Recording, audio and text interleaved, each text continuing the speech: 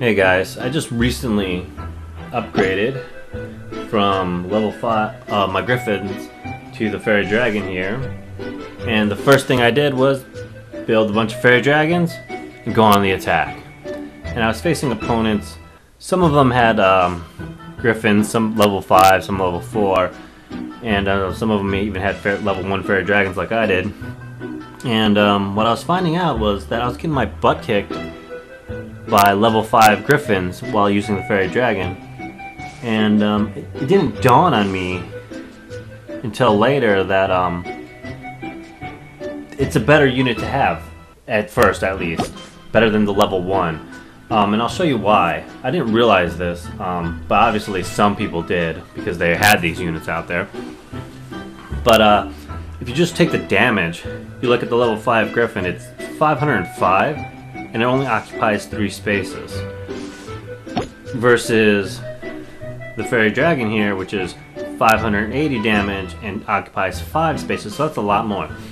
So if you just do the damage per space division there, what you get is the Fairy Dragon has 116 damage per space, and the Griffin has 168 damage per space. That's like 50 times or 50 more damage per space than the Fairy Dragon. So it's obviously a lot better unit to have. The same thing is true for the hit points.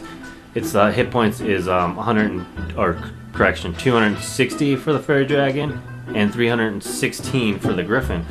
So it's a lot better to have the Griffin, and you know, I didn't realize this at first, so I'm assuming other people didn't realize this. But I went back and looked at another unit I have. You can see here is level 5 and level 1 again, and I did the math here, and it's not so stark. Like if you take this guy and you do the damage, versus what's this, the Mecha Man, the damage difference is only like 2 points per space, and the hit points difference is about 50 per space, and in the other direction. So there's not that big of a difference.